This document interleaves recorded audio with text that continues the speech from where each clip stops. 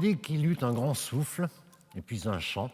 On dit que ce chant s'est réfugié dans les eaux, le sable, le vent, et puis dans l'herbe des prairies, l'arbre de la forêt.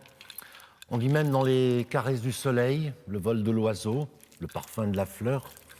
On dit aussi que notre voyage ici-bas est porté par ce chant, qu'il est à l'intérieur de nous-mêmes, le chant de notre mère la terre. Alors l'histoire que je vais vous raconter est une histoire vraie. C'est l'histoire des bruits, des sons, de ce qu'on appelle aujourd'hui de la musique. Une histoire que je fais commencer il y a très longtemps, lorsque dans l'espace se forment des grosses boules, qu'on appelle des planètes. L'une nous intéresse particulièrement, puisqu'on vit à sa surface. On dit que notre planète, la Terre, est formée à l'origine de plusieurs éléments, de l'eau, du feu, du minéral, de l'air. Tous ces éléments ont une caractéristique commune, c'est qu'ils émettent des sons. Tout le monde a écouté une rivière qui coule, qui charrie des graviers, les vagues sur une plage, le vent qui tourbillonne dans les branches, tout ça, ça sonne. L'air est aussi très important puisque c'est grâce à lui que nos oreilles entendent des sons. Dans l'espace sans atmosphère, c'est le silence absolu. Alors sur notre planète vont ensuite venir les végétaux et puis les animaux. Et là, l'histoire devient beaucoup plus intéressante puisque beaucoup d'animaux ont comme nous des oreilles pour écouter les sons. Alors parmi ces animaux, il y en a un qui se démarque du lot, qui prend conscience de lui-même, c'est nous, les êtres humains. Comme beaucoup d'animaux, bien au départ, nous sommes à quatre pattes et un jour, on se redresse et ça, c'est très pratique. Pendant que les deux jambes d'en haut nous maintiennent debout, les deux jambes d'en bas nous maintiennent debout, les deux jambes d'en haut apprennent tout un tas de choses. Elles savent déjà opposer le pouce aux autres doigts de la main, ce qui permet d'avoir une pince et d'attraper un objet. Elles apprennent des gestes qui nous semblent fort simples aujourd'hui, mais qu'il a fallu élaborer, frapper, frotter, secouer, pincer avec un doigt. Alors on va adapter ces gestes à tout ce que nous offre la nature, ainsi que le souffle de la bouche, des matières d'origine minérale, végétale, animale. C'est cette association d'un geste sur la matière et sa forme qui nous offre l'instrument de musique. Un premier geste très simple que connaissent beaucoup d'animaux, eh bien c'est la marche. Quand on marche, on forme un rythme. Si on marche plus vite, le rythme s'accélère. Et si on marche encore plus vite, cela engendre un mouvement général du corps. On peut appeler cela danser. Alors ce geste qui consiste à frapper un objet au sol, on appelle ça le pilonnage. Geste utilitaire aussi, on va pouvoir écraser des graines dans un récipient. Bien sûr, on forme un rythme. Pour aller plus vite, eh bien, on va se mettre souvent à 3 personnes. Mais à 3, pour ne pas mélanger les bâtons, il faut que le premier frappe, le deuxième, le troisième, le premier, le deuxième, le troisième, ce qui forme un rythme un peu plus complexe, et ce rythme va devenir de la musique. Alors, ceux qui connaissent un peu la musique africaine, au lieu de diviser le temps, comme en Occident, en 1-2 ou 1-2-3-4, dans le 1-2, les Africains vont compter 1-2-3, on appelle ça le ternaire, et ce fameux ternaire africain provient directement du pilonnage des graines à 3 personnes. Alors des instruments pilonnés, il y en a encore quelques-uns sur la planète. En voici un aussi simple qu'important. On appelle ça un bâton. On va appeler ça un bâton de rythme, puisque c'est grâce à ce bâton que l'être humain va marquer le temps pour ponctuer un discours, par exemple. Ça va être le bâton des vieux sages, le bâton des chamans. Alors les chamans, c'est ce que notre langage souvent appelle sorcier. Comme le mot sorcier veut tout et rien dire, je respecte le terme qu'on leur donne aujourd'hui, chaman. Il est impensable d'évoquer la préhistoire sans parler des chamans, leur rôle absolument essentiel. C'est toujours ce même bâton que l'on trouve dans les mains du chef d'orchestre sur la musique savante occidentale sous forme d'une petite baguette. Alors bien sûr, aujourd'hui, le chef d'orchestre n'a plus besoin de frapper sa baguette au sol, depuis pas très longtemps d'ailleurs. C'est toujours les mouvements de cette baguette qui marquent le temps et qui permettent à tous les musiciens de jouer ensemble. Alors ce bâton de rythme, on peut aussi le frapper.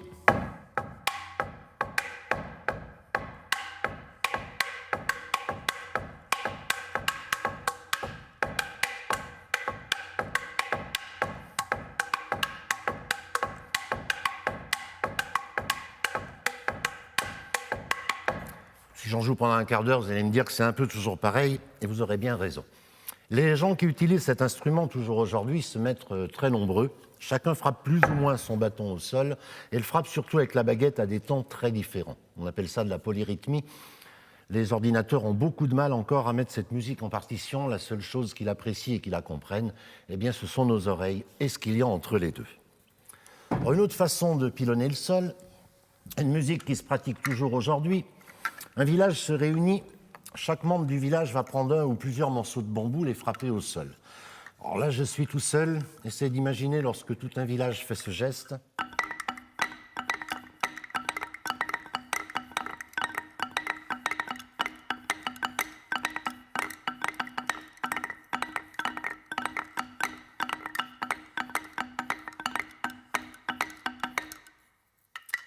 Et puis l'autre façon de faire des sons, on va entrechoquer deux objets identiques. La nature est très généreuse, elle nous offre des quantités d'objets qui marchent par deux, déjà les mains. On va entrechoquer un petit peu tout ce qu'on trouve, des pierres,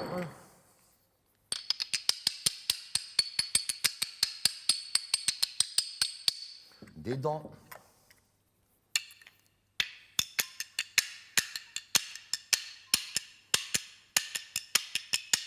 des coquillages, un instrument qui est toujours utilisé,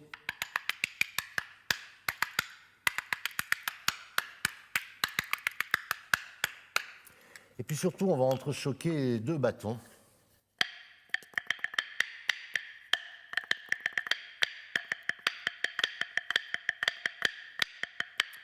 Instrument qu'on va appeler des claves, instrument qui existe toujours. Ces deux accompagnent le didgeridoo en Australie.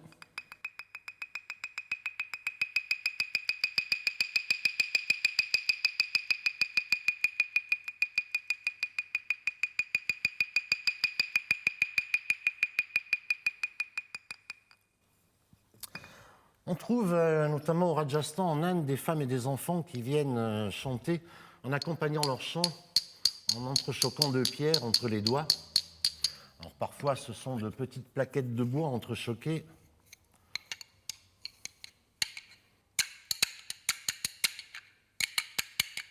Alors là, je ne sais pas vraiment jouer, il faut que je retourne faire un stage. Un jour, ces gens du Rajasthan vont quitter leur pays, venir jusqu'en Méditerranée. Ils vont amener leurs morceaux de bois ou leurs pierres avec eux. C'est ce qu'on va appeler des castagnettes. On ne connaît en France en général qu'un seul modèle de castagnette, c'est le modèle espagnol. Pourtant, ils existent dans la plupart des pays du monde, mais sous d'autres formes. Alors, si des castagnettes utilisées par les Basques, dont la culture remonte à la nuit des temps,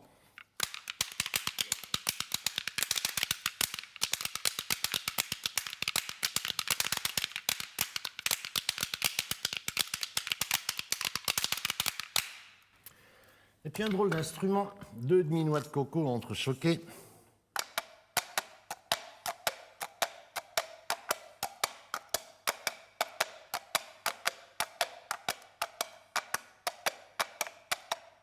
Ça imite bien sûr le son des sabots des chevaux.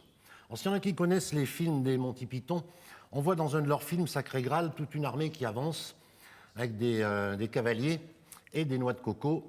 Ils n'avaient pas de chevaux, ça c'est parce qu'ils n'ont pas eu les moyens d'avoir des chevaux pour tous les cavaliers. Par contre, le son est réellement enregistré en entrechoquant toutes ces noix de coco. Alors, autre façon de faire des sons encore, eh bien, on va accrocher tout un tas d'objets sur des cordelettes. La main ou le vent vient les balancer.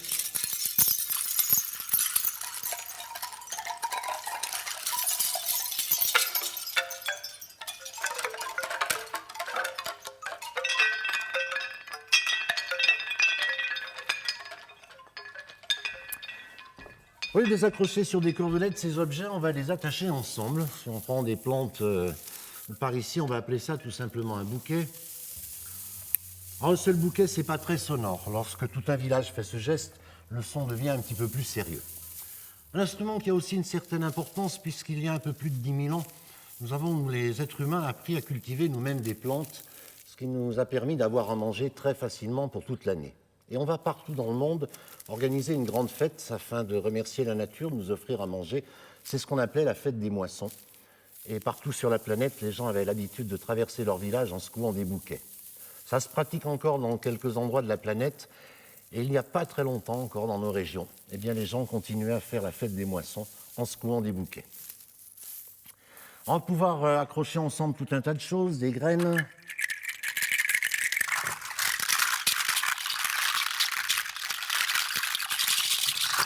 des sabots, des coquillages. Alors, ces instruments sont très intéressants puisque accrochés sur une cordelette, on va pouvoir les fixer autour du corps, de la taille, des bras, des jambes, et on va danser. Et tous les mouvements du corps vont entraîner le son de ces sonnailles. On va essayer d'imaginer une communauté préhistorique avec un chaman, certainement le membre de la communauté qui a déjà compris le plus de choses. Il a repéré que les nuages amènent la pluie, il a compris qu'il y a des saisons sèches, puis humides, chaudes, puis froides, mais l'être humain n'a pas tout compris, et tout ce qu'il n'a pas compris, il va l'appeler magie, esprit, et il va essayer de comprendre. Alors pour percer les secrets de la nature, eh bien, le chaman va utiliser un des premiers langages de l'être humain, bien avant les mots, c'est d'utiliser le corps, de danser. Il a tout un tas de sonnailles autour de lui, et bien sûr tout ça va sonner. Les autres membres de la communauté vont vouloir, comme le chaman, communiquer avec les esprits. Alors ils vont accompagner la danse en entrechoquant les mains, en frappant sur les cuisses, en entrechoquant deux pierres. Et comme ça va naître directement de la danse à la fois la musique instrumentale et l'instrument de musique. C'est pour ça que dans la plupart des sociétés du monde, le mot qu'on donne à une danse, c'est le même mot qu'on utilise pour la musique, les deux choses ayant toujours fonctionné ensemble. On va pouvoir aussi accrocher de petites feuilles sèches. On va construire des habits, des pagnes, des capes, des manteaux. On va revêtir ces habits lors de certaines cérémonies et une fois de plus, on danse. Et ces petites feuilles vont être la base de la musique. Alors j'imagine que tout le monde en France a vu des masques africains. Ce qu'on ne sait pas toujours, c'est qu'on voit en général qu'une seule partie du masque, c'est la partie en bois sculpté. Pour qu'un masque africain, comme beaucoup de masques du monde, soit complet, on aurait dû garder sous eux un habit de raffia comme celui-ci. L'habit de raffia fait partie intégrante du masque. Il sert à dissimuler l'être humain, porteur du masque, qui perd sa qualité d'humain puisque c'est le masque qui vit. Par contre, ce bonhomme va bouger pour faire danser le masque, et l'habit de raffia est la base de la musique. Alors, une autre façon encore d'obtenir des sons, on va mettre tout un tas de petites choses dans un récipient, des coquillages, des graines, des pierres. On secoue le récipient et ça sonne. Et une fois de plus, eh bien, c'est la nature qui nous montre ce phénomène. Certains fruits, lorsqu'ils sèchent, conservent les graines à l'intérieur. Il suffit donc de se baisser pour les ramasser et de les secouer. Des quantités de plantes répondent à ce phénomène. Le pavot, le fruit du lotus, un arbre qui arrive à pousser chez nous, le polonia, et puis bien sûr les haricots. Haricots peu sonores, mais là aussi qui poussent dans nos régions.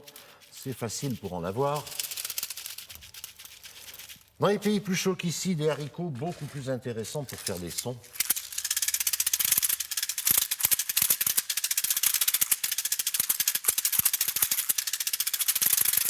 Jusqu'aux haricots géants africains.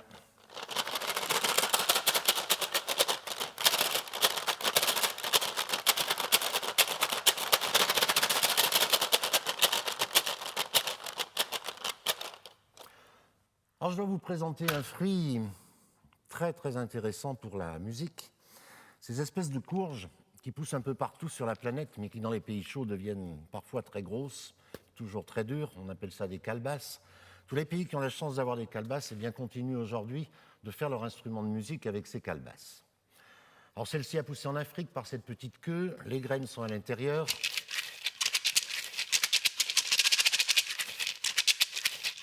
Si on n'est pas satisfait du son des graines de la calebasse, eh bien on en prend une autre, on fait un trou, on met à l'intérieur d'autres graines. Il existe une infinité de graines et on a une infinité aussi de sonorités.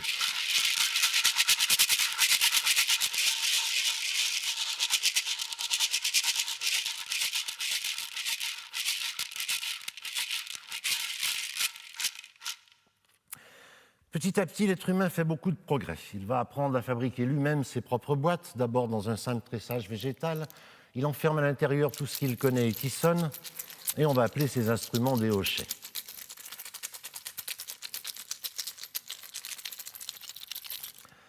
Alors le hochet est utilisé par tous les chamans du monde. C'est un instrument important pour lui. Les chamans vont remarquer que les différentes couches de son produites par ces instruments peuvent détendre, relaxer, endormir, et c'est beaucoup plus facile pour soigner. Un des rôles des chamans est la santé physique et mentale de leur communauté. Alors bien sûr, on appelait ça de la magie, et puis depuis quelques années en musicothérapie, on s'est intéressé à ce phénomène, on a bien compris comment ça marche, donc aujourd'hui, ce n'est plus de la magie, c'est redevenu une technique. Alors voici un hochet un peu particulier qui est fait en cuir, qui vient d'une petite île autour de l'Amérique qu'on appelle Cuba. Un jour, les Cubains ont donné un prénom à leur hochet, ils l'ont appelé maracas. Et depuis, en France, on appelle tous ces instruments des maracas. En plus d'être l'instrument principal de la plupart des chamans du monde, le hochet est pratiquement aussi partout dans le monde offert aux enfants à leur naissance par ses pouvoirs relaxants, celui-ci toujours aujourd'hui au Mali.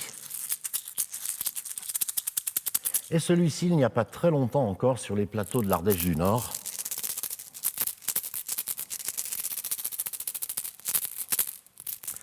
Alors j'ai aussi un hochet un peu particulier, qui est plat, qu'on peut bien sûr secouer,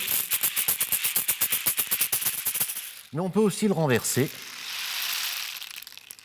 Les petites graines roulent à l'intérieur en imitant le son de l'eau. Ce qui nous amène à un instrument qui est devenu très à la mode aujourd'hui dans notre société, c'est le bâton de pluie. Alors ça, c'est un petit bâton qui vient d'Amazonie, c'est un petit village d'Amazonie. Les Indiens l'ont fabriqué dans un morceau de bois creux, décoré avec un tressage végétal. Ils ont bourré des épines à l'intérieur et mis quelques graines. Quand on renverse l'instrument, les graines ricochent sur les épines en imitant le son de l'eau. Et on raconte dans ce petit village qu'il y a très longtemps vivait un chasseur, tout petit, très faible, qui bien sûr voulait devenir le plus grand de tous les chasseurs. Alors ce petit bonhomme est allé trouver le diable et a demandé au diable de faire lui le plus fort des chasseurs. Bien sûr, le diable est d'accord, mais il a ses conditions. Il lui dit en échange, un jour je reviendrai te voir, je te tuerai et je prendrai ton âme. Le chasseur est devenu le plus grand chasseur du village, le plus grand chasseur de toute la région et bien entendu le plus grand chasseur de toute l'Amazonie. Et le jour arrive où le diable vient le trouver en lui disant « Eh bien voilà, c'est l'heure, je viens te tuer et prendre ton âme. » Alors le chasseur est un peu embêté quand même. Il demande au diable un jour de plus pour finir de régler ses petites affaires. Puis il a un deuxième vœu, il dit au diable « J'aimerais beaucoup mourir en étant assommé avec une massue. » Bon, le diable n'est pas contrariant, retourne chez lui et revient le lendemain. Trouve le chasseur assis au fond de sa hutte, le dos à la porte. Contre la porte, un bâton est posé que le chasseur a fabriqué toute la nuit. Alors bien sûr, le diable avait oublié sa massue. Ce que je ne vous ai pas dit non plus, c'est que de tous les diables qui existent sur la planète, il y a une constante, c'est que les diables ont toujours très très peur de l'eau. Donc le diable arrive, trouve le chasseur. En guise de massue, bien, il prend le bâton posé contre la porte, le soulève pour assommer le chasseur. Des petites graines roulent dans les épines près de l'oreille du diable, qui eut si peur qu'il est parti et qu'on ne l'a plus jamais revu en Amazonie. Ça se mentionne. Un autre bâton de pluie américain, lui aussi, il vient du désert du Mexique, désert très chaud. Les chasseurs ne pouvaient pas chasser la nuit, on ne voit pas assez clair, ils chassaient donc dans la journée. Mais dans la journée, les animaux ne sont pas aussi fous que nous, ils restent tous au fond des terriers à l'abri de la chaleur. Donc pendant des heures et des heures, eh bien, les chasseurs venaient agiter le bâton de pluie devant l'entrée des terriers.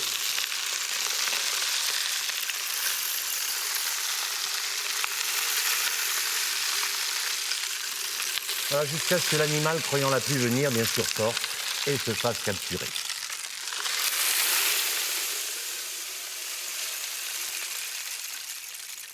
Alors, fabriquer un bâton de pluie, c'est pas toujours très facile, sauf si on a la chance d'avoir du cactus. Ça, c'est un morceau de cactus avec tout un tas de petits points. C'est là où il y avait des épines qui sortaient.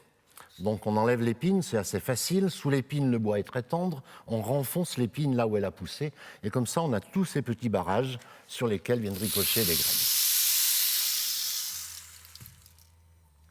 Alors voici un tout petit fruit du poloniade, ce fameux arbre qui arrive à pousser chez nous. Donc un seul, c'est pas très sonore. Un jour, l'être humain apprend à maîtriser une nouvelle matière, le métal. Il va refaire des fruits comme ceux-ci en métal, mettre à l'intérieur en guise de graine une petite bille métallique, et on aura tout simplement inventé le grelot. Proche du grelot, un instrument très connu aujourd'hui, c'est la cloche. Alors la cloche est beaucoup plus ancienne que le métal. Il y a déjà très longtemps que nous savons élever des animaux. Les animaux partaient librement dans la nature parce qu'on n'avait pas encore inventé les barrières. On a très vite compris que pour les retrouver, le soir, au bout de la semaine, eh bien, on leur mettait une cloche. En voici une qui était au cou d'un éléphant en Birmanie il y a très longtemps. Celle-ci était au cou d'un dromadaire qui traversait le Sahara avec les Touaregs. Et celle-ci a fui le Tibet au cou d'un yak. Le Tibet envahi par l'armée chinoise. Une autre façon encore de faire des sons, un autre geste bien pratique, c'est le frottement. Bien pratique, ça permet de se laver, de se gratter. Et c'est aussi une autre façon d'écraser des graines pour obtenir de la farine. Alors voici des graines d'épeautre, enfin ce qu'il en reste, ce premier blé qu'ont su cultiver les êtres humains. On met ça sur une pierre plate et on a inventé la meule. On frotte pendant des heures et des heures jusqu'à obtenir cette poudre blanche. Et puis on va frotter les pierres pour le simple plaisir des oreilles.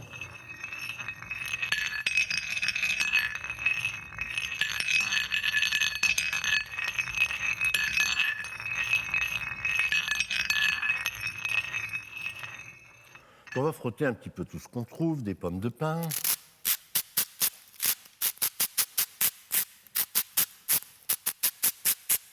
des coquillages,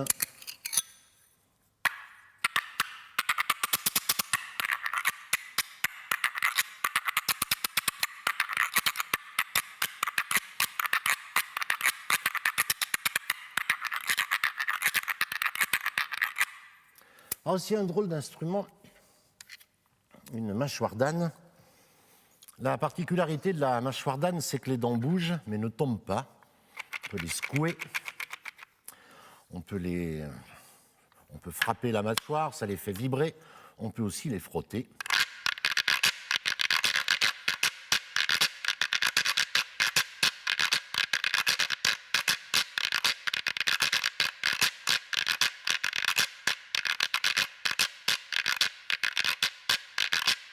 Alors, l'instrument a été utilisé autour de la Méditerranée où les ânes étaient très nombreux.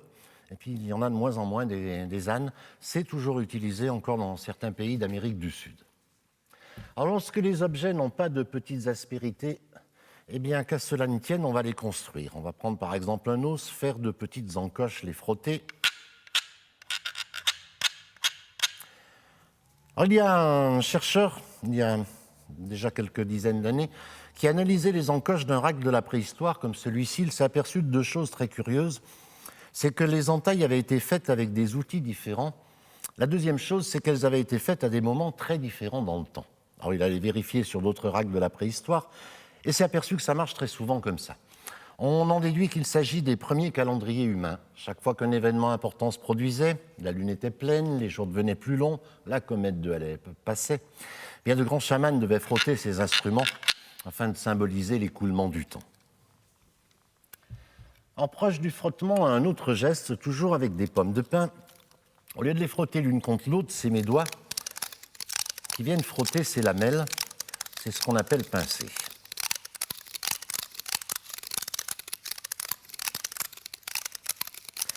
La nature nous offre de grosses pommes de pin, une musique assez facile à faire.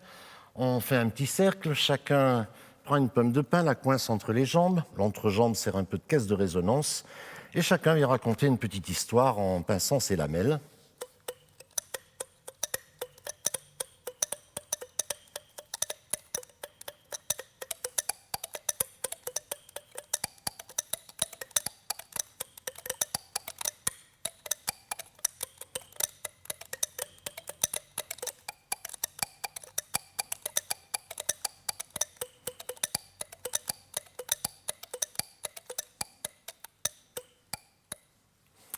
On va remarquer aussi que si on prend une petite lamelle flexible et qu'on la pince devant la bouche, eh bien la bouche sert de caisse de résonance. En fermant, en ouvrant sa bouche, on peut moduler le son.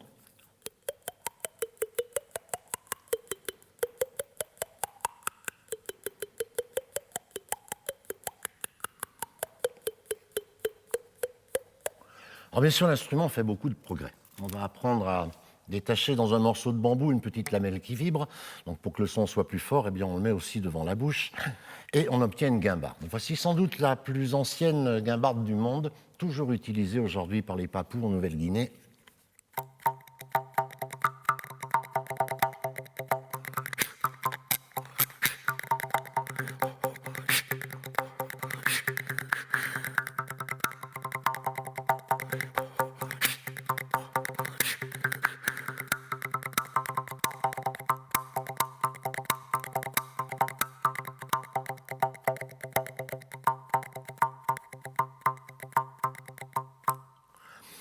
Alors les guimbardes en bambou sont en train de disparaître de la surface de la planète. On trouve encore certains modèles en Extrême-Orient, mais il n'y en a peut-être plus pour très longtemps.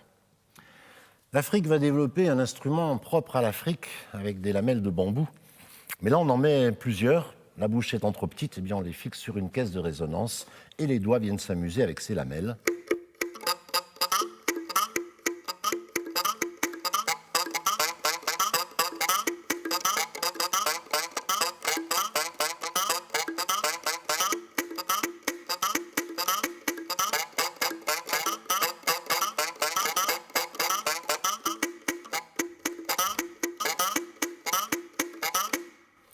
Alors des sanzas comme celle-ci, on les trouve de plus en plus difficilement en Afrique. Toutes ces lamelles sont aujourd'hui remplacées par du métal, comme pour les guimbardes.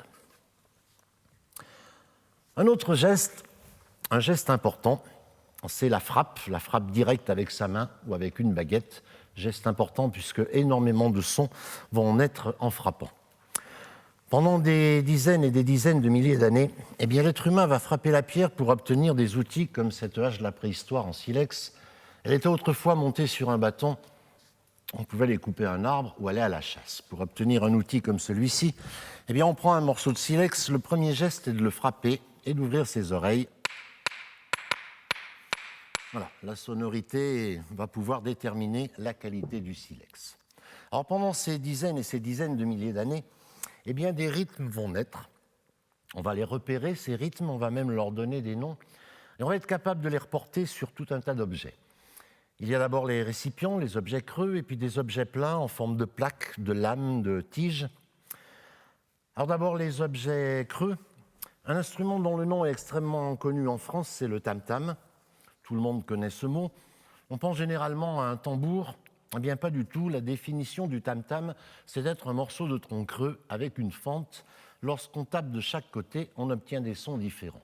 Alors le mot tam-tam est célèbre en France, puisque lorsque les Français sont allés envahir l'Afrique, à l'époque, plusieurs ethnies africaines savaient encore parler avec ces tam-tams. Pas sur des mini tam-tams de poche comme celui-ci, mais des arbres énormes, très hauts.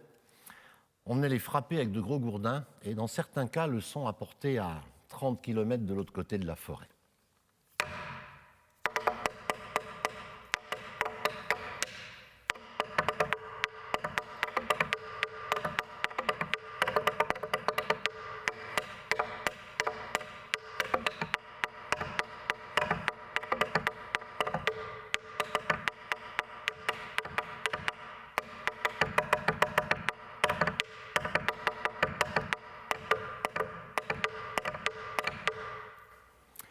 Et puis un autre instrument creux très particulier.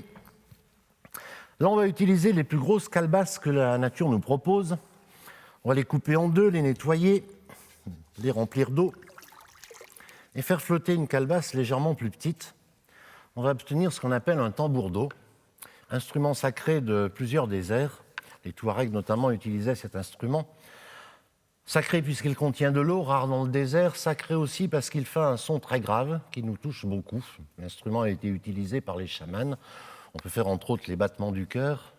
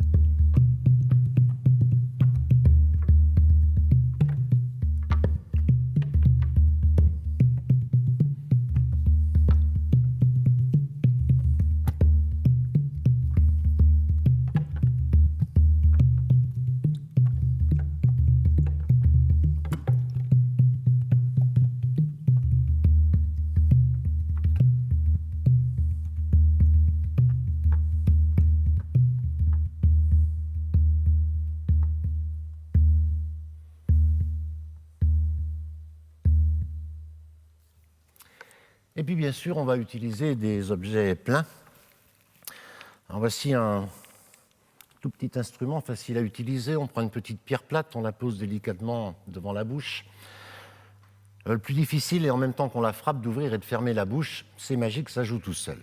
Alors pour faire de la musique avec cette pierre, un peu comme à la préhistoire, il y en a un qui pose une question et quelqu'un d'autre répond. On s'aperçoit qu'on arrive avec cette petite pierre à dire des choses que les mots ont parfois beaucoup de mal à exprimer.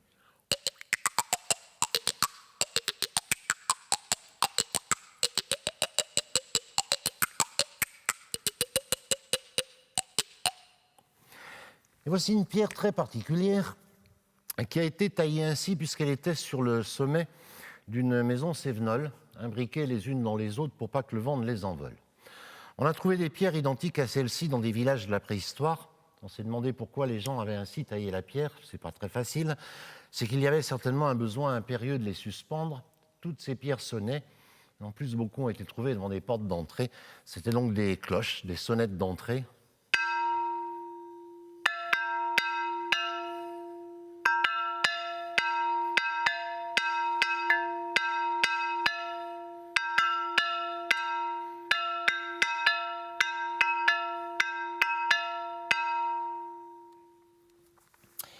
Et puis l'idée géniale, eh bien, ça va être de mettre côte à côte tout un tas d'une même matière, ce qui permet d'avoir des sons qui se marient bien entre eux, qui ont quand même une toute petite différence entre ces sons. C'est ce qu'on appellera un jour des notes, et ce qui permettra aux musiciens de jouer avec plusieurs notes.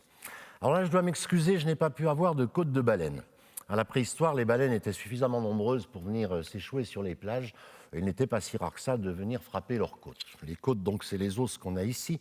Chaque côte est différente, donc émet un son différent. Alors, des faux de côte de baleine, voici ce que ça donne avec des petits morceaux de côte de vache.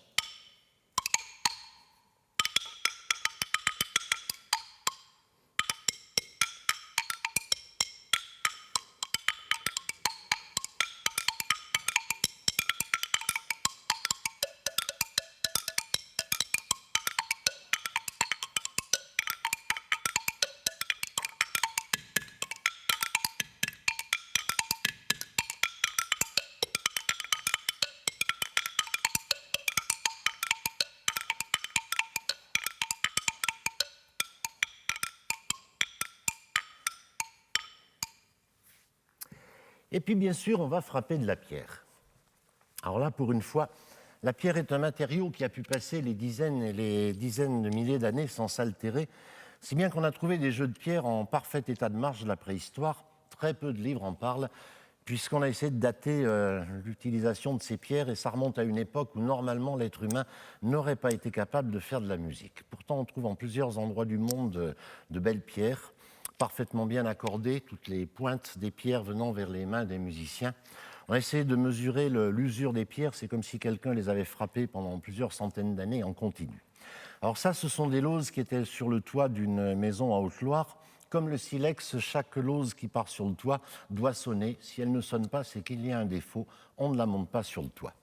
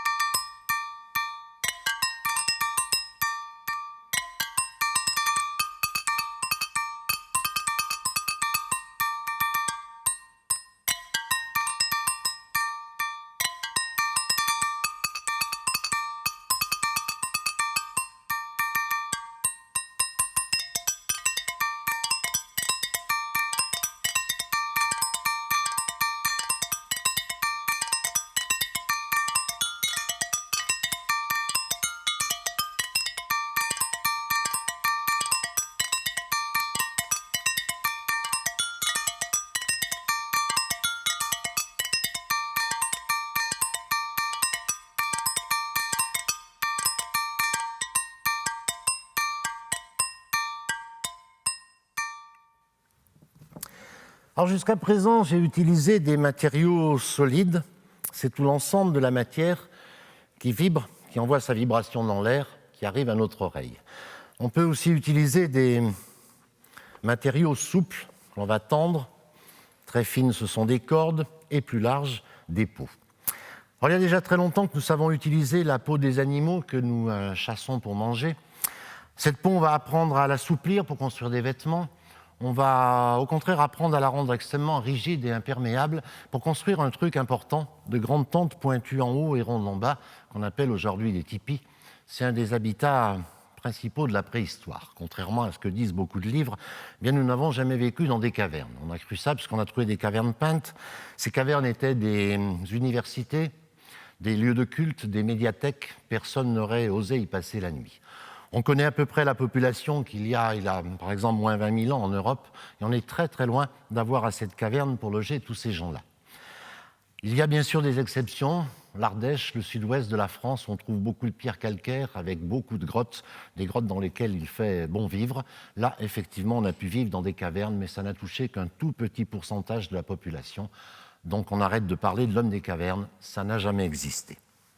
Alors 3 types de tambours vont être retrouvés dans la préhistoire. Le plus ancien est celui-ci, une grosse peau tendue sur un récipient fermé, on appelle ça une timbale.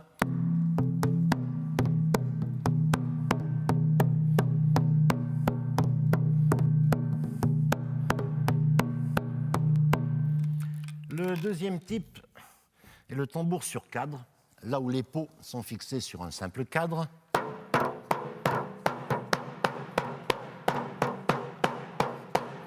Le troisième type est un petit tambour. Les meilleurs sont en peau de poisson, collés sur un récipient d'argile. On appelle ça un tambour cylindrique. C'est le père de la plupart des tambours modernes.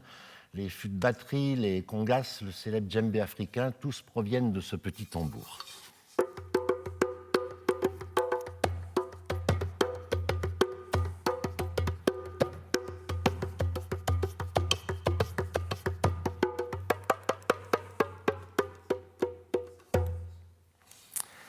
On continue aujourd'hui de fabriquer ces 3 types de tambours, avec des peaux de chèvre surtout, de poissons, plus rarement de vaches. Bien sûr, on a trouvé les peaux synthétiques qui permettent de jouer par n'importe quel climat dehors, ça marche tout le temps, mais qui n'ont quand même pas la qualité de son d'une peau animale. Voici un tambour un peu particulier qu'on dit à boule fouettante. De petites boules viennent frapper les peaux. C'est un tambour sacré, puisque la plupart des orientaux pensent que le dieu Shiva a créé le monde grâce au damaru, le nom de ce tambour. Tous les peuples du monde, sans exception à ma connaissance, nous disent que le monde a été formé avec le son.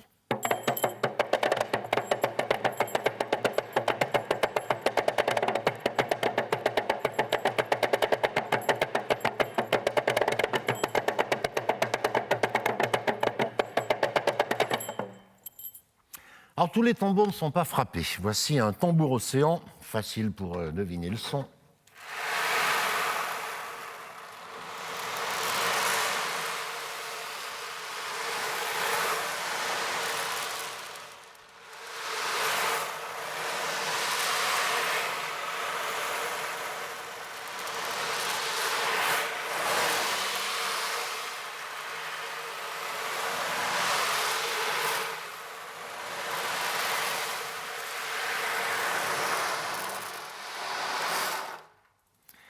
Et puis un petit tambour à friction, une corde est fixée au milieu de la peau, on l'a enroulée autour d'un bâtonnet, et quand on frotte la corde sur ce bâtonnet,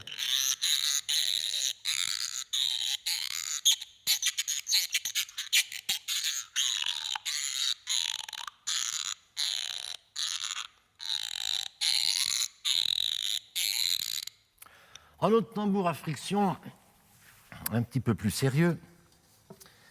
Le plus difficile en musique, surtout avec les matériaux naturels, c'est d'obtenir des sons graves. Les Zoulous d'Afrique du Sud ont résolu le problème en passant un bâtonnet de bambou au milieu de la peau de leur tambour et on vient frotter ce bâtonnet avec les mains. Par contre, il faut se mouiller les mains. Et c'est comme ça que toujours aujourd'hui, ils font les sons graves de leur musique.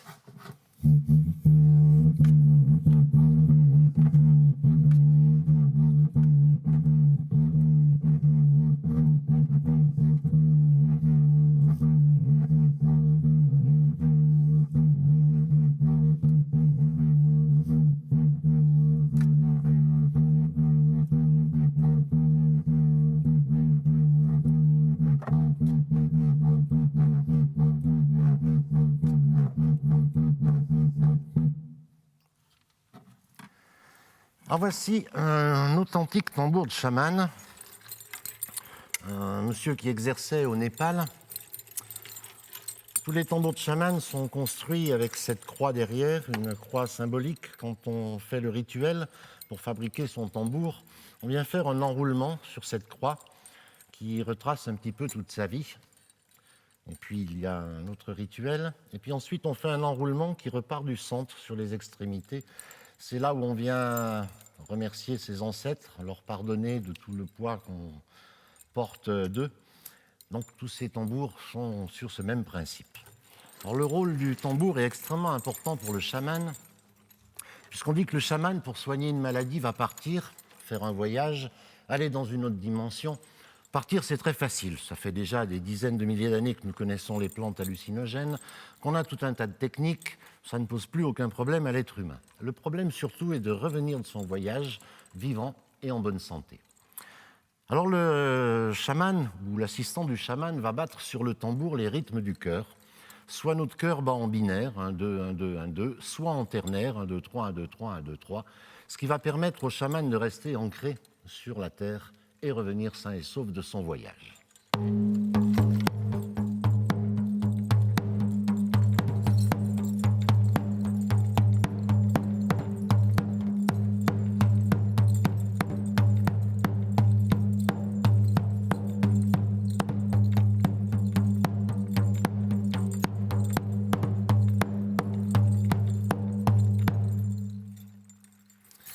Alors, je voudrais revenir aussi sur ce plus vieux tambour du monde, la timbale. Sa forme évoque la terre, sa forme évoque aussi la femme. Toutes les deux étaient vénérées puisque toutes les deux donnent la vie. Et partout sur la planète, eh bien, c'étaient les femmes qui venaient frapper ces timbales. La tradition existe toujours, notamment en Égypte. Le sommet de la hiérarchie égyptienne, eh bien, ce sont les déesses, les gardiennes du feu, qui frappent toujours des timbales. Lorsque le monde judéo-chrétien s'est élaboré, il a bien sûr voulu enlever les anciens cultes. Donc après avoir inventé le diable, il a déclaré le tambour instrument du diable et a interdit aux femmes de frapper les peaux. C'est pour ça que l'Occident est le seul endroit du monde où les femmes ne font pas de percussion traditionnellement. C'est heureusement en train de changer. Alors une autre membrane, une membrane très fine, eh bien, qu'on appelle une corde. On dit que la première corde sonore, c'est une liane qui pend d'un arbre. On monte dessus pour la plaquer au sol, la tendre, on la frappe. Le son n'est pas audible à nos oreilles, mais ce son va résonner dans le sol et les animaux y sont très sensibles. C'était une technique de chasse.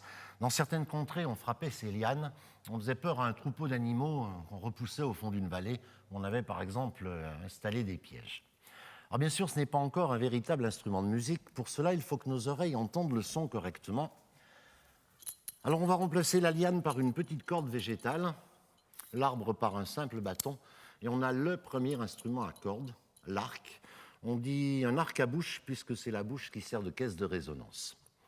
Alors c'est un instrument un petit peu particulier. Un chasseur pygmée aujourd'hui qui aura fait une bonne chasse va rentrer dans son village, s'adosser à sa maison, prendre son arc et jouer, mais jouer essentiellement pour lui. Ce n'est pas pour faire un concert.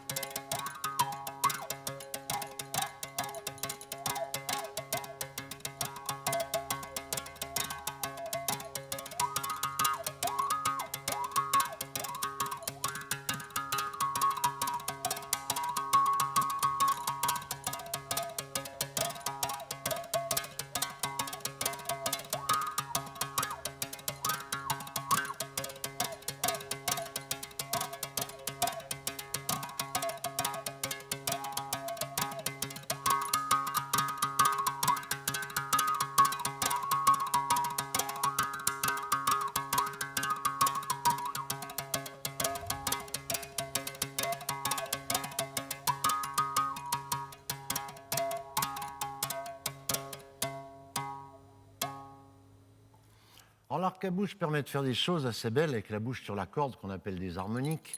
Néanmoins, ce n'est pas encore très sonore. Pour avoir un instrument plus sonore, eh bien, on va remplacer la bouche par une caisse de résonance plus grosse, tout simplement une calebasse qu'on va d'abord coincer entre la corde et le bâton de l'arc, et on a un nouvel instrument qu'on appelle un arc à résonateur. Alors, le problème des fabricants d'instruments de musique et des musiciens, souvent la seule et même personne, surtout à l'origine, eh bien, ça va être de faire le plus de choses possible avec la corde de cet arc. On peut la pincer, on peut la frapper comme celle de l'arc à bouche.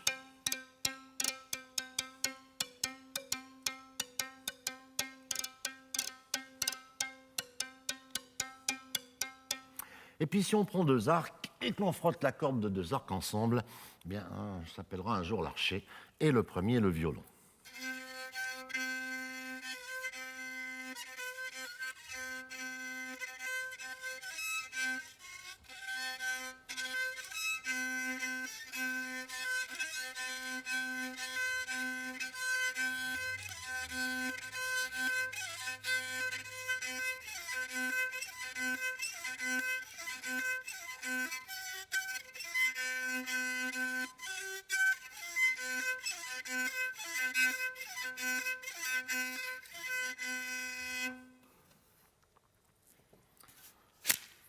Alors des arcs, il en reste encore quelques-uns sur la planète. Un qui est très connu, c'est le bérimbo brésilien. Un petit peu moins connu, s'appelle un gopichon ou gopiyantra. C'est utilisé par des femmes qu'on appelle les bauls, au Bengale ou au nord de l'Inde.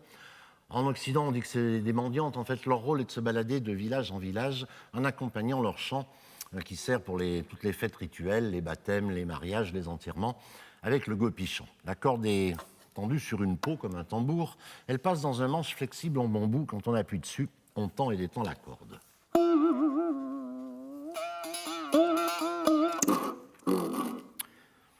Voilà, on va retendre.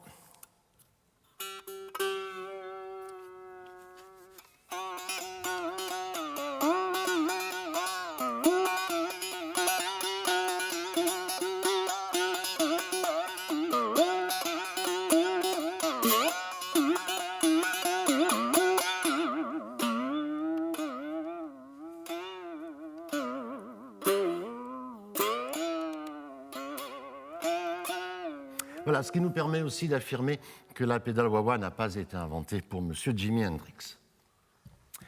L'idée géniale, eh bien, ça va être de tendre plusieurs cordes, à mettre plusieurs cordes à son arc. Plusieurs cordes tendues sur le même bâton d'un arc, c'est ce qu'on va appeler une harpe. Les harpes sont nées quelque part autour de la Méditerranée, vers la fin de la préhistoire. Elles ont quitté la Méditerranée. On retrouve ces modèles assez anciens, plus qu'en Afrique aujourd'hui. On va aussi trouver la lyre. Lorsqu'on fabrique une harpe comme celle-ci, on tend la première corde, tout va bien. On tend la deuxième, ça cintre le bâton, ça désaccorde la première, et ainsi de suite. Donc on va avoir l'idée de réunir les deux extrémités de l'arc par un nouveau morceau de bâton, tendre les cordes dans l'autre sens, ce qui donnera donc les lyres. Autre façon de tendre plusieurs cordes, c'est de multiplier le nombre d'arcs. On obtient un pluriarc. Celui-ci s'appelle un nguni. Il provient du Zaïre, enfin du Congo. Instrument encore un tout petit peu utilisé.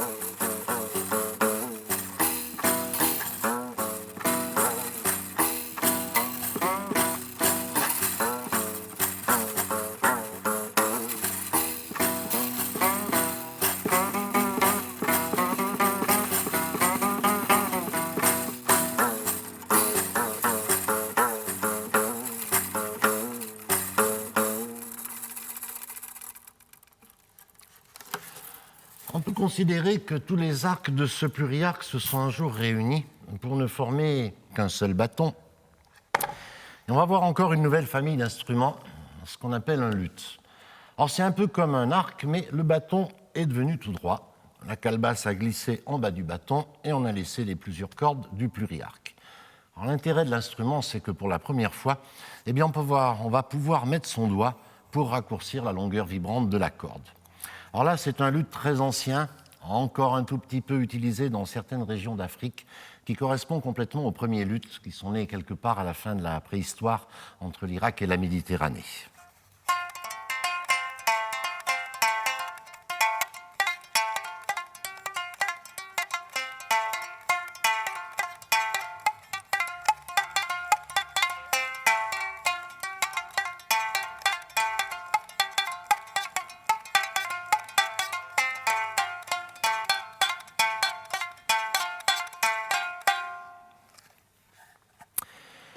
Et puis une dernière façon de faire des sons, c'est d'utiliser directement la vibration de l'air.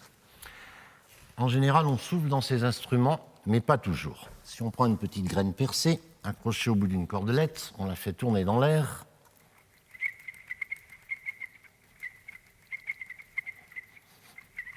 Alors, le son imite un peu le chant d'un oiseau, et c'est le début de ce qu'on appelle aujourd'hui les appos, ces fameux sifflets qui imitent le son des oiseaux et qui permettent aux êtres humains de les attraper. Si on prend un fruit ou une graine plus grosse, le son est différent, c'est donc un autre oiseau.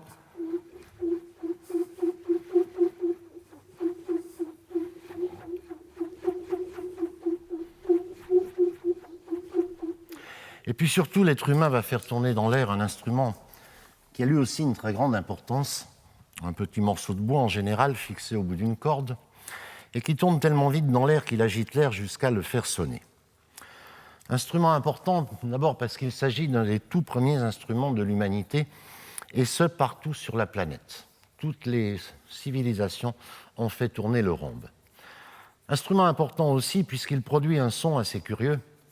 On pensait à la préhistoire que les esprits parlaient à travers la voix du rhombe, et c'est devenu le premier instrument magique et sacré de toute la planète.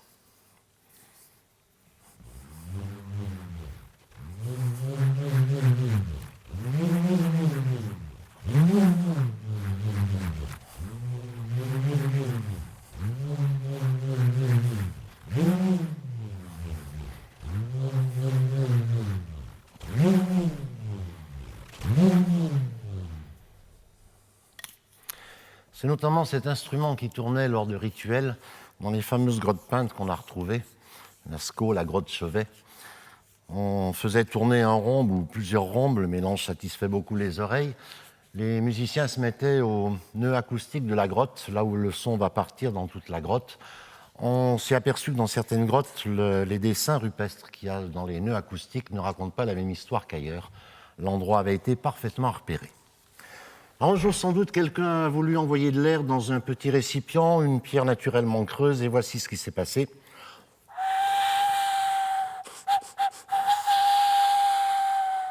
C'est peut-être ainsi qu'est né le premier sifflet. Si on prend une pierre différente, le trou est différent, donc le son aussi.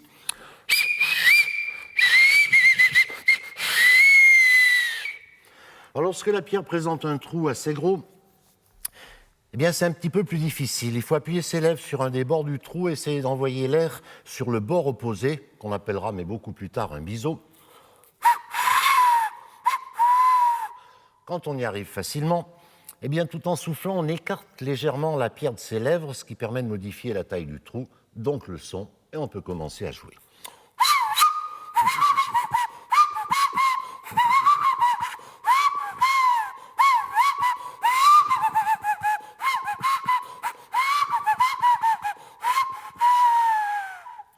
Et puis si on trouve une pierre avec un trou qui sort des deux côtés, alors c'est encore plus facile, et ce n'est pas très difficile à trouver, ces pierres. On va souffler d'un côté, et on bouche et on débouche l'autre extrémité.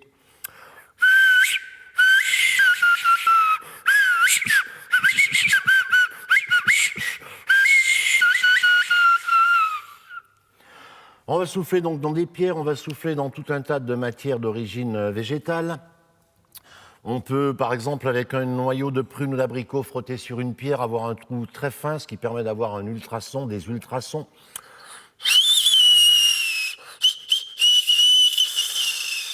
Voilà, un chien dressé peut entendre ce petit noyau à des kilomètres.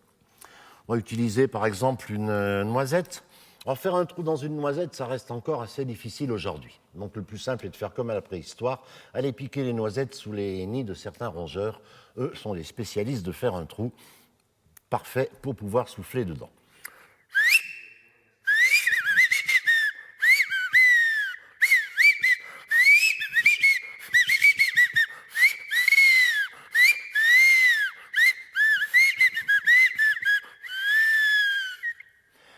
Alors, mine de rien, ces petits sifflets ont quand même aussi une grande importance, puisque au début, nous les êtres humains, ça nous a fait passer du stade de proie à celui de prédateur. Nous sommes plutôt faibles, on ne court pas très vite, on n'a pas de grandes griffes, on n'a pas de grandes dents. On était des animaux faciles à attraper. Et puis on a essayé d'imiter certains animaux, dont les loups, le premier avec qui nous avons vécu, qui ont une vie sociale assez proche de la nôtre. Les loups savent entourer une vallée, le gibier dans une vallée, faire courir le gibier, et il n'y a plus qu'à se baisser pour les attraper. Bien, nous avons fait pareil. On a cerné des vallées, on avait plus ou moins installé des pièges, et pour se parler, pour ne pas y prendre la voix humaine, eh bien, on a soufflé dans de petits fruits comme celui-ci, pour arriver à se parler à plusieurs kilomètres. Et c'est comme ça que nous sommes devenus les plus gros prédateurs de la planète. Alors toujours dans une graine, déjà une petite flûte, puisqu'elle a plusieurs trous de jeu. Elle vient du même village que le petit bâton de pluie avec le diable. La musique de ces Indiens ressemble encore aujourd'hui à tout ce qu'ils entendent dans la forêt. La rivière qui coule, qu'ils font avec des bâtons de pluie, le vent qui passe dans les branches, qu'ils font en secouant tous les branchages de bambou qui cernent le village. Et avec cette flûte, ils font le chant des oiseaux et des singes qui partagent la vie de la forêt avec eux. En Amazonie, on les appelle les singes hurleurs.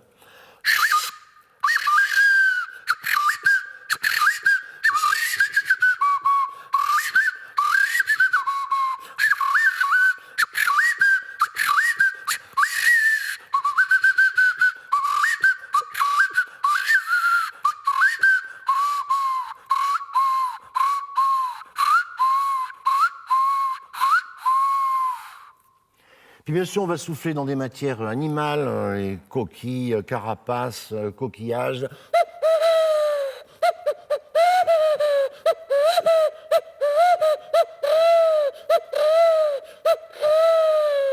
Alors, s'il y en a qui connaissent, c'est la tessiture précise de la tourterelle.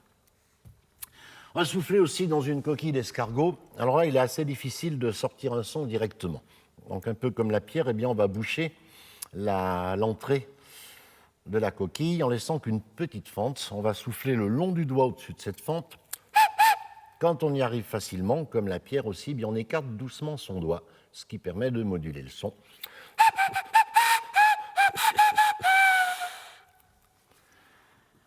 Un récipient un petit peu différent qu'on appelle un tuyau. Là, on va faire le trou sur le côté. On dira plus tard en travers, ce qui va donner le nom la flûte traversière. Voici sans doute la plus simple, toujours utilisée par les papous aujourd'hui. Une musique un peu particulière à faire, on appelle une musique de la communauté. Chaque papou prend une flûte et vient raconter une histoire. S'il manque quelqu'un dans la communauté, il manque donc une flûte, ce n'est plus la même histoire.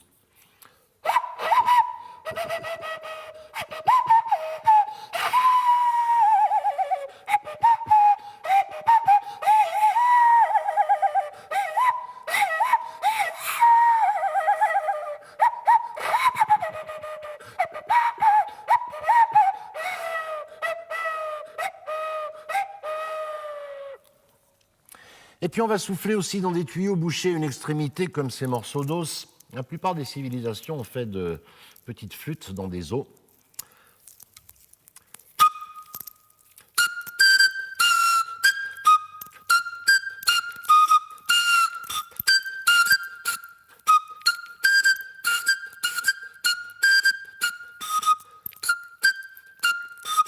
En général, c'est plutôt des tuyaux de canne de roseau qui vont être utilisés. Un jour, quelqu'un aura l'idée de les mettre tous ensemble, ce qui permettra d'en avoir beaucoup plus dans une seule main et ce qui donnera le nom de l'instrument, la flûte de Pan. Alors voici une flûte de Pan traditionnelle. Je suis obligé de mouiller un peu parce que quand on souffle, on envoie de la salive, ce qui permet à certains instruments avant de marcher.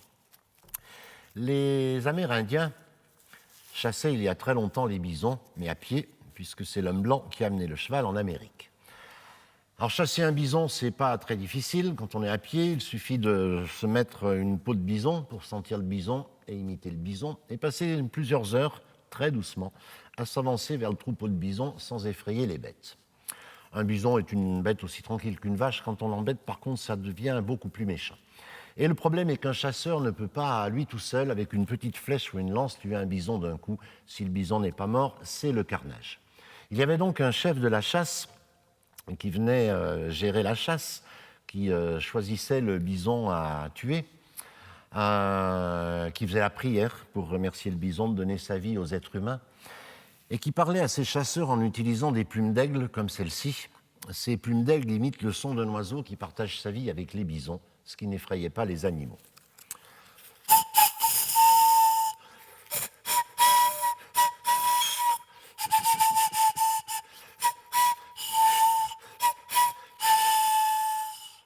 Ensuite, les Indiens ont eu des chevaux pour chasser les bisons, c'était déjà beaucoup plus facile, et aujourd'hui, ils n'ont plus aucun bison à tuer. L'être humain va remarquer que si on fait une petite encoche au bout d'un tuyau, c'est beaucoup plus facile pour sortir un son, ça évite de tordre les lèvres.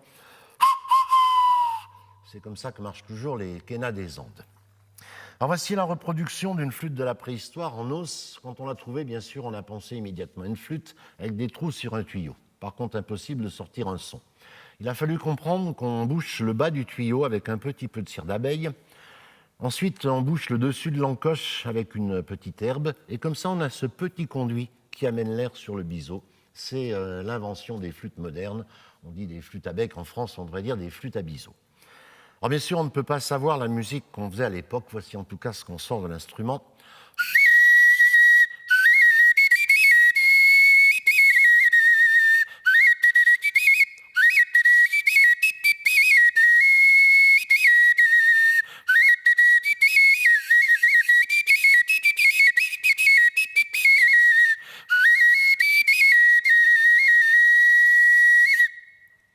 Alors là, il s'agit déjà d'une flûte moderne puisqu'elle a 4 trous de jeu.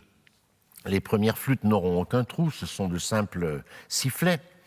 Alors les sifflets, je ne peux pas tous les montrer, on a des quantités. En voici un peu particulier, on appelle ça un sifflet de nez, toujours en usage dans certaines îles du Pacifique.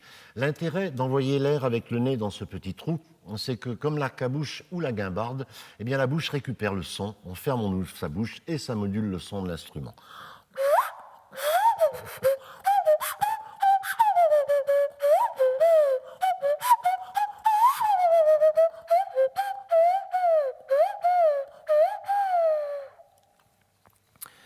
Ensuite, les flûtes vont avoir 2 trous.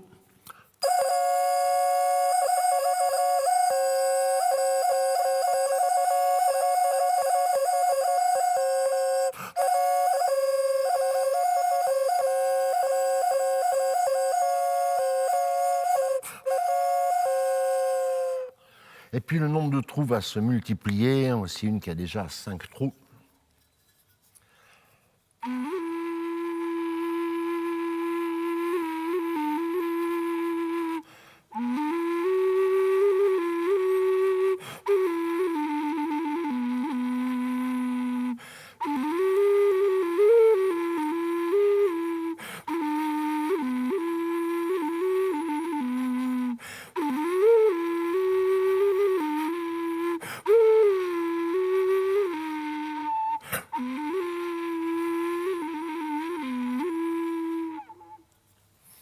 Et puis voici une flûte très particulière.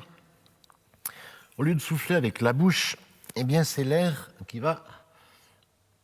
l'eau qui va chasser l'air. L'eau a par contre moins de force que le souffle de la bouche. Ça fait donc un tout petit son, on dirait un petit pleur. Ça s'appelle effectivement une flûte pleureuse. Alors écoutez bien et regardez son visage.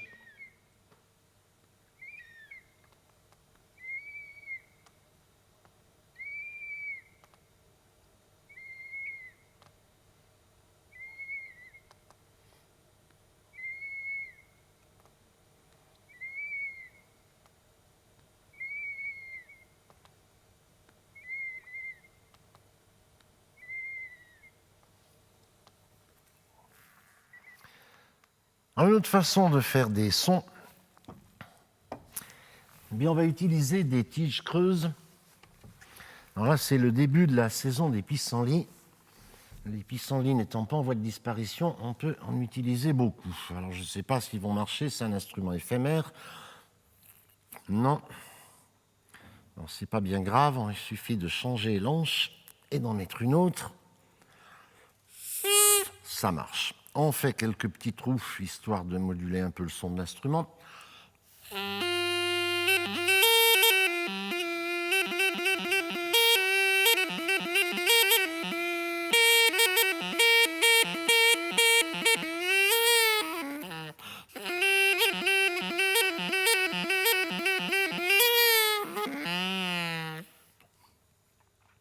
Voilà, c'est très simple à faire, c'est vraiment dommage de s'en priver. Une tige d'oignon, alors là on peut avoir l'instrument un peu plus longtemps puisque la tige va sécher. Donc si on pince l'extrémité, quelques petits trous pour moduler le son. Comme la tige d'oignon est plus grande, on va avoir un son beaucoup plus grand.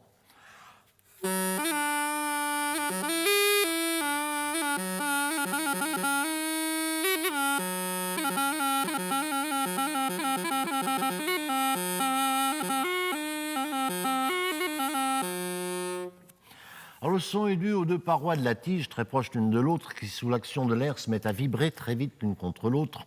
Donc, un jour, on appellera ça des anches. Là, j'ai deux parois, donc deux anches. On dit que c'est une anche double. Et une anche double sur un tuyau avec des trous, eh bien, je vous présente l'ancêtre du hautbois. Un tout petit peu plus difficile à construire. Dans une tige de blé, on détache une seule petite lamelle. On va appeler ça une anche simple. Et une anche simple sur un tuyau avec des trous, voici l'ancêtre de la clarinette.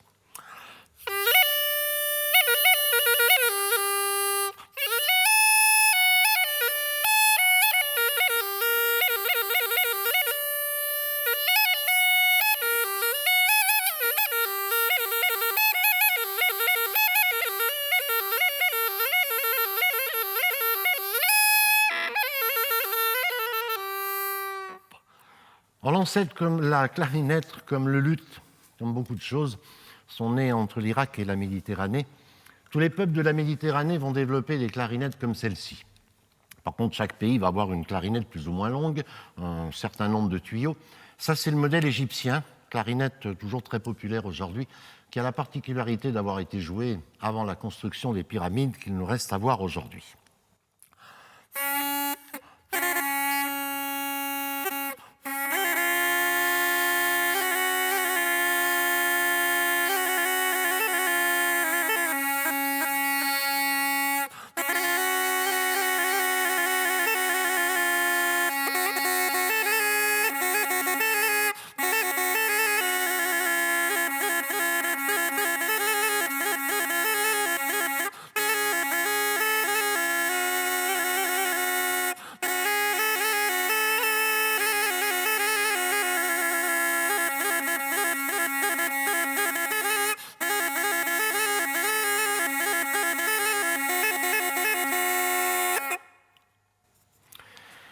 Il existe deux façons de souffler.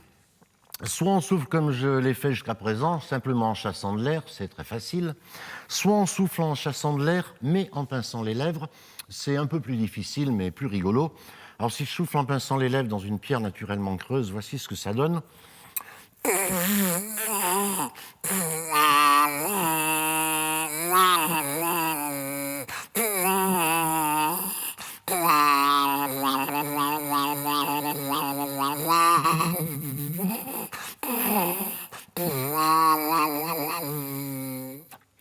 Alors, les êtres humains, bien sûr, ne vont pas faire que des instruments rigolos. Ils vont s'apercevoir que le son de ces instruments porte très très loin. C'est dû à la forme d'onde, très souple, qui passe facilement dans l'air. Voici la corne d'un bouc. Quand j'en souffle dans une salle, on ne se bouge pas les oreilles en général. Quand j'en souffle dans la montagne où vivait cet animal, le son porte jusqu'au fond de la vallée, à plusieurs kilomètres.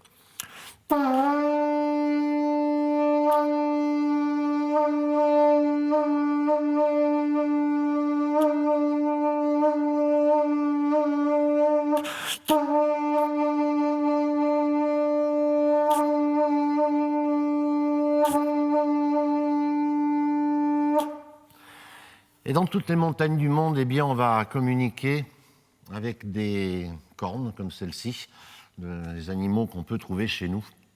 Il n'y a pas très longtemps encore, notamment dans cette région, des villages, chacun d'un côté d'une vallée, communiquaient avant le téléphone avec des cornes, pas les grands corps des Alpes, mais de petites cornes animales, ce qui permettait d'annoncer tous les événements importants, une naissance, un mariage, des choses comme ça. On va souffler un peu dans tout ce qu'on trouve, qui peut être creux, une calebasse.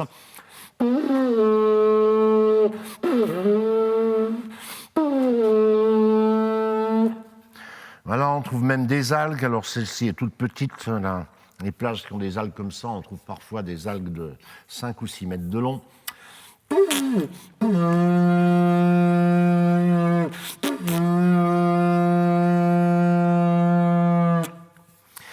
Et puis on va aussi souffler dans des coquillages. Alors pour la petite histoire, on a trouvé un coquillage qu'on appelle des conques. Dans l'Himalaya, un coquillage qui a été daté d'il y a 15 000 ans. Ce qui veut dire qu'il y a 15 000 ans, quelqu'un a fait ce long voyage jusqu'à l'océan pour ramener un coquillage pour parler dans sa montagne.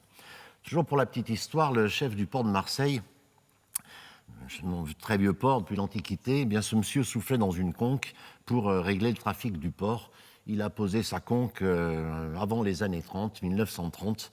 Ça a été remplacé par une sirène électrique. C'est un des rares instruments dont le son peut arriver à passer la brume au-dessus de la mer. C'est aussi efficace qu'une corne électrique.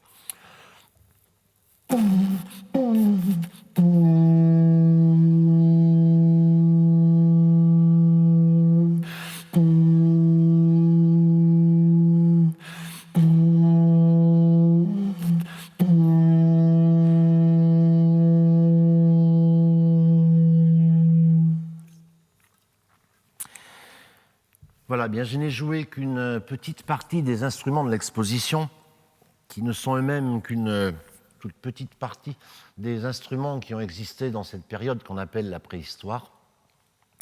Je pourrais m'excuser d'être ni pygmée, ni aborigène, ni même chaman, de ne pas savoir aussi bien qu'eux, même si on les appelle des primitifs, transmettre tout ce que ces instruments ont nous raconté. On pourrait écrire des encyclopédies sur l'arc à bouche, le rhombe, qui accompagne des rituels depuis l'aube de l'humanité. L'arc sert toujours pour un des rituels les plus importants de l'être humain, celui où on va prendre son nom d'adulte, on va devenir adulte. Alors ces instruments, en fait, nous racontent une histoire, celle de notre seule et même espèce, les êtres humains. En guise de conclusion, eh bien, je pourrais vous dire qu'on n'a pas besoin de savoir écrire pour savoir parler. On n'a pas non plus besoin de savoir lire la musique pour en faire. L'écriture musicale est un outil extraordinairement pratique, mais pas forcément nécessaire. Il y a très peu de musiciens encore au monde qui savent lire une note de musique. Faites des bruits, faites des sons, apprenez à jongler avec ces sons, ne serait-ce que pour votre propre plaisir. Une société ne peut pas vivre qu'avec des grands virtuoses, même si je suis le premier à aller les applaudir. Une société a beaucoup plus besoin que les gens soient heureux. Et la musique peut y contribuer beaucoup. Eh bien, merci de votre attention.